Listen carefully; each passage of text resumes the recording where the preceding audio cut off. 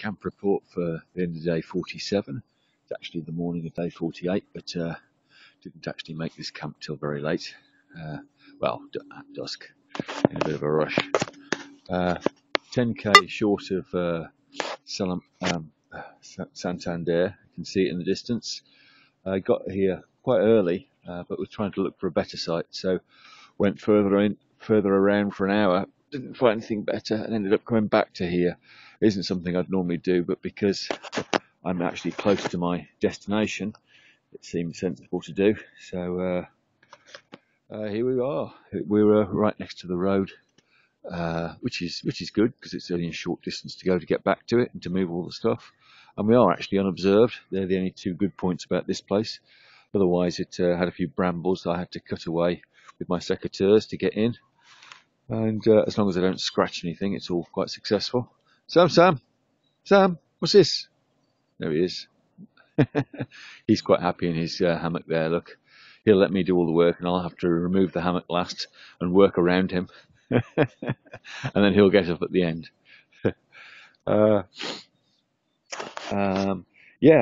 Today's technical hammocking tip would be to bring a pair of secateurs so that you can remove the brambles. You see, I've left some here. The ones around there I've removed so that I don't scratch my expensive underquilt. Okay, bye for now. Today's plan is to go to Santander, check out the ferry, find a vet.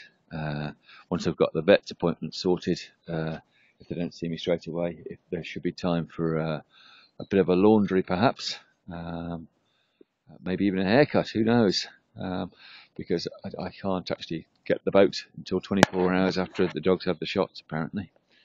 Anyway, bye for now. Well, welcome to Santander, and there's the bank to prove it.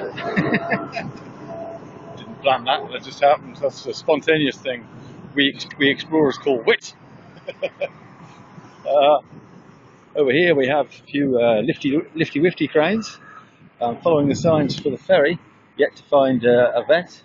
Only had to travel in about 10 or 11k to get here. It's been quite busy on the roads, of course. It's quite a big place, Santander. This is it, the culmination of the journey, or the end destination of Tour de Spain. But the journey's been more enjoyable than the end destination. It can't compare. Any city like this with the smell of sewage doesn't do a lot for me. Prefer the big wild outdoors. I'll film a little bit more while I've got nothing better to do.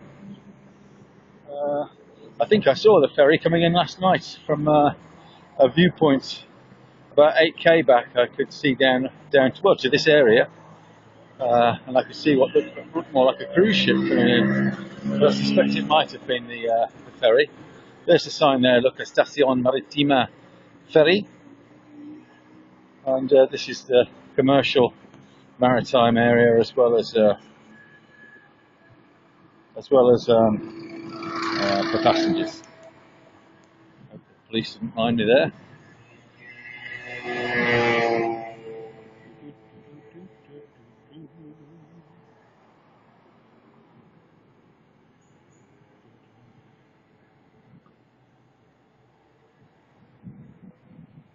There you go. That'll do for the moment. I'll switch you off. Camp report. Tour of Spain, day probably about 53 by now. I've been back in England though for about 2 days, and I'm filming now because this is a classic example of my dog's behaviour. He refuses to eat this dog food that I piled on that tree trunk last night, claiming that it was inedible because I bought him a cheap one for 89p.